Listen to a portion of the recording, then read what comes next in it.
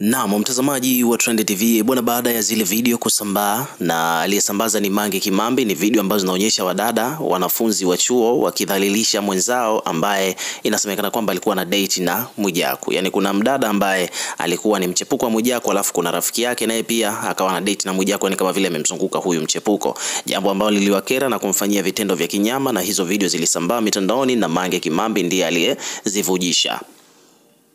Sasa baada ya hao yote kutokea ni kwamba tukaona Mange Kimambi aliziweka public, kila mtu aone, sio mara kwenye kulipia, ilikuwa ni bure, kila mtu anatazama. Na lengo la kufanya hivyo ni kwamba Mange alifanya hivyo kwa lengo moja tu rahisi, kwamba hatua zichukuliwe za kisheria kwa hiki ambacho kimetokea, yani ku raise awareness, na automatically on the spot Mheshimiwa Gwajima ambaye ni waziri wa mwenye mamlaka husika ameshalifanyia kazi swala hilo, na mpaka sasa hivi lipo kwenye hiyo process ya kufanyiwa kazi kwa ajili ya kupatikana kwa kufanyika hatua za kisheria dhidi ya situation jinsi ilivyo sasa. Basi lakini pia hizi habari au taarifa aliyeiweka bayana alikuwa ni Mange Kimambi. Kwa hiyo baada ya mheshimiwa kutangaza rasmi kwamba anachokifanya kuhusiana na hii issue ni kwamba pia alimshukuru Mange Kimambi kwa kutoa hizo taarifa kwa jamii na yeye pia kumfikia.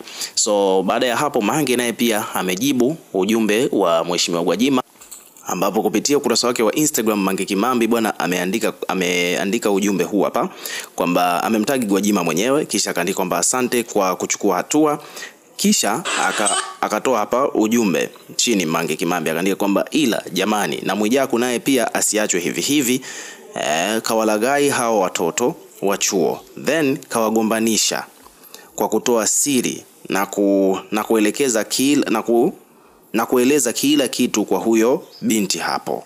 Umeona? So kwa mujibu wa Mange Kimambi anataka huyu Mwijaku ambaye ndio source ya hii changamoto ni kwamba achukuliwe hatua na yeye asiachwe hivi hivi, kwa sababu yeye ndo chanzo, yeye ndiye aliyowachanganya hawa mabinti. Alafu baadaye kwa mujibu wa Mange Kimambi anadai kwamba huyu Mwijaku ndiye alienda kutoa detail kwa huyu mchepuko wake kwamba rafiki yake naye pia amepita naye, kitu ambacho kikasababisha utata kati ya huyo mchepuko wa Mwijaku na rafiki yake na kupelekea hizo video kusambaa au tukio hilo kufanyiwa huyo binti.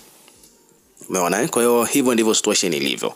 Kwa mpaka sasa hivi hapa ni kwamba Mange anasisitiza kwa mheshimiwa waziri Mwijaku naye pia achukuliwe hatua za kisheria. Ukiwa kama mdau una kipi cha kusema, weka maoni yako katika comment section, tutakuwa tukisoma na kureplay kila comment, na pia subscribe kwa ajili ya kupata update zaidi.